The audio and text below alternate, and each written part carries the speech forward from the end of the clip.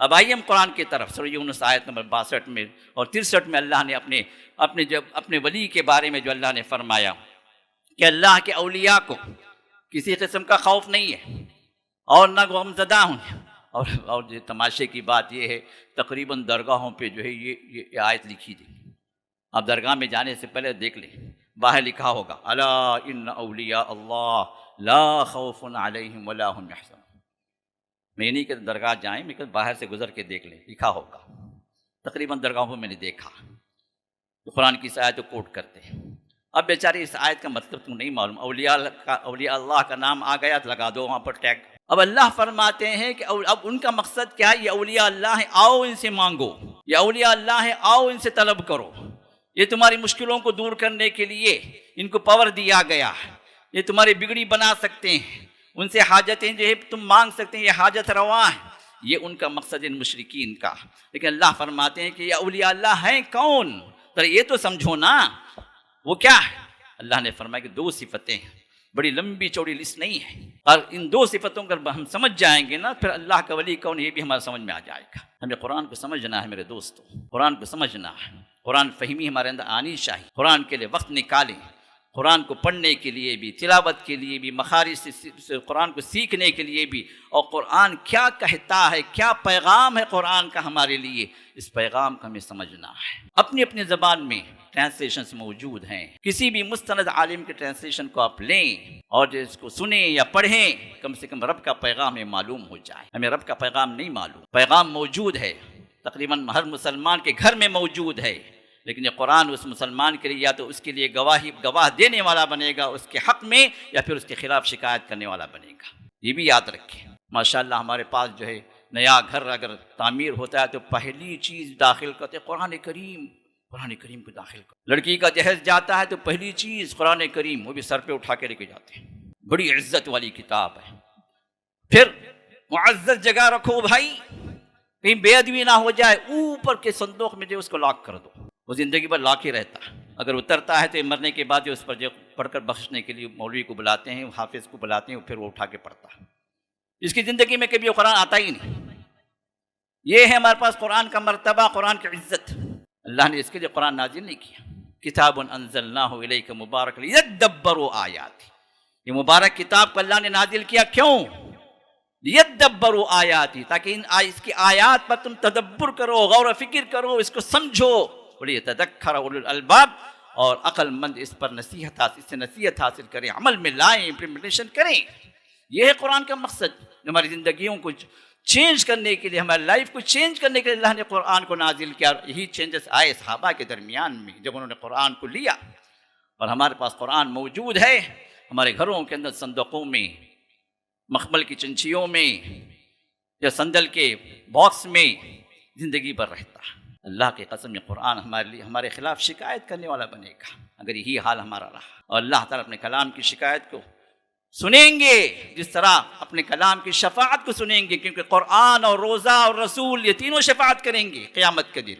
اور ان تینوں کی شفاعت کو اللہ قبول بھی کریں گے، اور ان تینوں کی شکایت کو اللہ سنیں گے. تو قرآن کریم میں اللہ تعالیٰ نے اپنے ولی کی صفت اللہ نے بیان فرمایا، جو آیت نمبر 63 میں سورہ یونس میں جا کر پڑھی آپ. فرمایا الذین آمنوا وکانوا یتقون. 2 ہی صفتیں. الذین آمنوا، جو صحیح ایمان لائے، جو ایمان لائے، ایمان میں مکمل ہوئے. وکانوا یتقون، اور دوسری صفت کیا ہے؟ ہمیشہ اللہ سے ڈرتے رہے. یا کانو جو ہے یہ وہ صیغہ ہے جو صفت استمرار کا، کنٹینیوس، ہمیشہ ڈرتے رہے. زندگی بھر جب تک موت کا آخری لمحہ، جب تک سانس ان کی اکھڑی نہیں، ملک الموت ان کی روح کو جب تک نہیں لے کر گئے، وہ تقوی پر ہی رہے. اب 2 صفتوں کو اللہ بیان فرماتا. ذرا میرے اس پوائنٹ کو غور کریں. ولی کی صفت میں، ولی اللہ کی صفت میں، یا اولیاء اللہ کی صفت میں اللہ نے 2 باتوں کا ذکر کیا. بات کچھ کڑوی ہو سکتی ہے، بعض لوگوں کے لیے کچھ نئی ہو سکتی ہے، بعض لوگوں کو جو پہلی مرتبہ سن رہے ہیں ہضم بھی نہیں ہو سکتی، لیکن حقیقت ہے. غور کریں، میں آپ کو دعوت فکر دیتا ہوں، ذرا غور کریں میری اس بات پر. قرآن کریم میں اللہ نے 2 صفتوں کو اللہ نے بیان فرمایا کہ اللہ کا ولی کون ہے. پہلی صفت ایمان، دوسری صفت ہے تقوی. اب ہم میں سے ہر ایک بولے گا میں ایمان والا، میں تقوی والا، لیکن ڈیفائن کون کرنا؟ کون فیصلہ دینا؟ کون آپ کے بارے میں کہنا ہے کہ بھائی آپ ایمان والے ہیں؟ کون آپ کے بارے میں کہنا ہے کہ تقوی والے ہیں؟ کس کے علم میں؟ اللہ کے علم۔ ایمان وہ چیز ہے جو در حقیقت ہمارے دلوں کے اندر مستقر ہوتا، جو دل کے اندر ہے۔ منافقین آئے تھے نا اللہ کے رسول کے پاس، منافقین اللہ کے رسول کے منکر نہیں تھے۔ اذا جاءک المنافقون قالوا نشهد انک لرسول اللہ، سورہ منافقین کی پہلی آیت۔ جب منافقین آپ کے پاس آتے ہیں تو کہتے ہیں کہ ہم گواہی دیتے ہیں کہ بے شک اب اللہ کے رسول ہیں۔ اللہ فرماتے ہیں واللہ یعلم انک لرسول، اللہ تعالیٰ کو بہت بہتر معلوم ہے کہ تم اللہ کے رسول ہو یہ محمد صلی اللہ علیہ وسلم۔ واللہ یشہد ان المنافقین لکاذبون، لیکن اللہ گواہی دیتے ہیں کہ منافقین اپنے قول میں جھوٹے ہیں۔ منافق کہہ رہا ہے کہ لا الہ الا اللہ محمد رسول اللہ، منافق کہہ رہا ہے کہ اشہد ان لا الہ الا اللہ واشہد انک رسول اللہ، گواہی دے رہا ہے، اللہ گواہی قبول نہیں کر رہی، جھوٹا ہے بظاہر مسلمان۔ کیوں جھوٹا؟ اس لیے کہ ان کے دلوں کے اندر ایمان، دلوں کے اندر کفر بھرا ہوا تھا، دل ہدایت سے خالی تھے، دل کے اندر اللہ میرا رب ہے، میرا خالق ہے، میرا معبود ہے، وہی معبود ہے، وہی اکیلا حقدار ہے میری عبادتوں کا، یہ عقیدہ نہیں تھا۔ اللہ کے رسول سچے ہیں یہ ان کا عقیدہ نہیں تھا، بظاہر مسلمان تھے۔ تو ہم بھی تو جو قولاً جو مسلمان ہیں نا، ہم بھی تو قولاً مسلمان ہیں، لیکن حقیقت میں کیا مسلمان ہیں ہم؟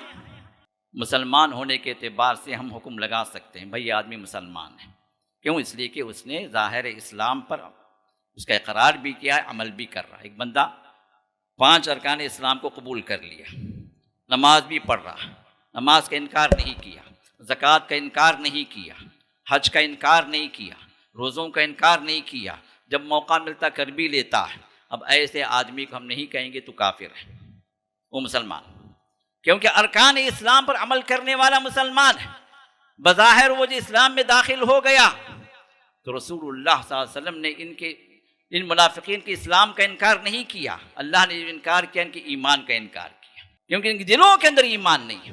اسی طرح کچھ بدو آئے رسول اللہ کے پاس، کچھ قبیلے، جب اسلام غالب ہو گیا، اسلام پھیلنے لگا، جب پتہ چل گیا کہ بھائی اسلام اب یہی وہ اکیلا دین ہے جو غالب ہونے والا ہے، شرک کا قلقمہ ہوگا جزیر عرب سے، اور اگر ہم جو ہے اسلام میں داخل نہیں ہوئے تو پھر ہمارا بھی قلقمہ ہو جائے گا، ہمارے بربادی ہے، چلو ہم بھی مسلمان ہو جاتے ہیں۔ تو کئی قبیلے آئے اطراف و اکناف کے، یہ بدو قبیلے تھے، مسلمانوں کے عتاب سے بچنے کے لیے، ان سے جنگ نہ کرنے کے لیے یہ لوگ اپنے آپ کو بظاہر مسلمان کر لیے، آ کے شہادت دے دی، گواہی دے دی۔ تو اللہ نے فرمایا، سورہ حجرات کی آخری آیات پڑھیے، وقالت الاعراب آمنا قل لم تؤمنوا ولكن قولوا اسلمنا ولما يدخل الايمان في قلوبكم۔ یہ بدو لوگ کہتے ہیں آمنا، ہم ایمان لائے، قل لم تؤمنوا، اے نبی آپ کہیے تم ایمان نہیں لائے۔ یہ لوگ کہتے ہیں ہم ایمان لائے، رب کہتا ہے کہ نہیں، نبی آپ کہیے ان کو، بولیے، پیغام دیجئے تمہارا ایمان نہیں ہے، تم بے ایمان ہو۔ کیوں؟ وَلَمَّا يَدْخُلِ الْإِيمَانُ فِي قُلُوبِكُمْ، اس لیے کہ تمہارے دلوں میں ایمان داخل ہی نہیں ہوا۔